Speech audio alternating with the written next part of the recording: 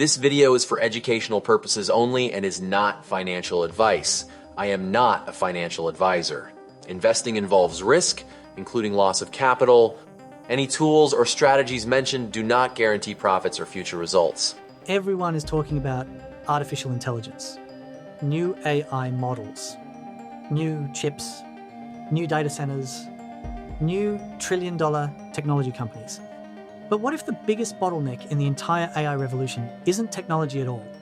What if it's a metal most people have never heard of? Because right now, there is a growing concern among policymakers, military planners, and investors that the United States has a major vulnerability. Many of the materials needed for advanced technology, defense systems, semiconductors, energy infrastructure, and artificial intelligence are controlled by other countries. And one material in particular sits at the center of the story: antimony. Unless you work in mining, metallurgy, or defense, you've probably never thought about it.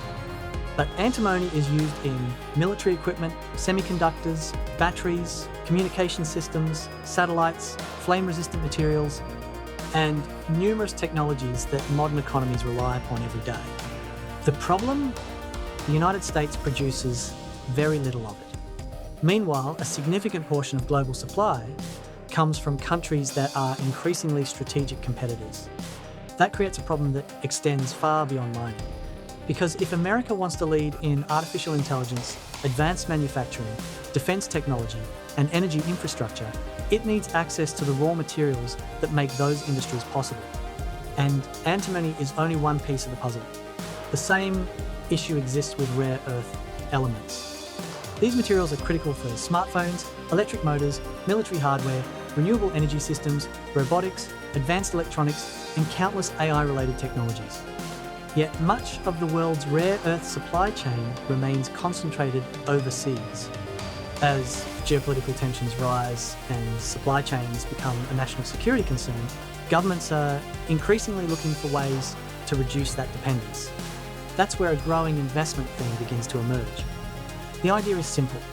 If the United States starts rebuilding domestic mining capacity, expanding critical mineral production, and securing strategic supply chains, certain companies could benefit significantly.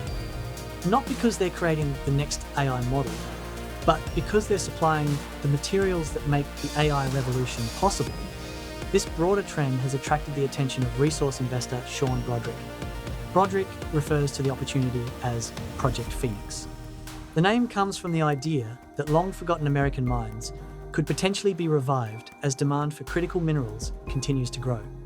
His argument is that the market is focusing heavily on AI software while paying much less attention to the physical resources supporting the entire ecosystem. Think about it. Artificial intelligence requires semiconductors. Semiconductors require raw materials. Data centers require massive amounts of electricity. Electricity infrastructure requires metals. Defense systems require rare earths. And all of it depends on supply chains remaining reliable. In other words, the AI boom may ultimately create opportunities far beyond technology stocks. According to Brodrick, investors should be paying close attention to companies involved in antimony production, rare earth mining, copper, silver, and other strategic resources. Some of the companies he highlights are relatively small and largely unknown to the broader market. That creates both opportunity and risk. Smaller mining companies can generate substantial returns when commodity cycles move in their favour. But they can also be volatile, capital intensive, and heavily dependent on commodity prices and government policies. That's why this isn't a straightforward AI investment story. It's really a supply chain story, a national security story, and potentially a resource investment story.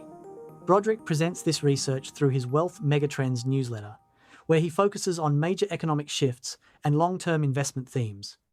The service includes monthly recommendations, market updates, research reports, and ongoing analysis of sectors he believes are positioned to benefit from large structural changes. One thing I find interesting about this thesis is that it doesn't depend on predicting which AI company wins. Nobody knows whether OpenAI, Anthropic, Google, Meta, or another company ultimately dominates artificial intelligence. But all of them require infrastructure. All of them require power. And all of them depend on materials. That makes critical minerals one of the less obvious ways to think about the AI boom. Of course, there are risks. Governments can change policies. Commodity prices can fall. Mining projects can face delays. And many junior mining companies never become major producers. But the underlying issue is real. As artificial intelligence expands, the demand for strategic resources is likely to grow alongside it,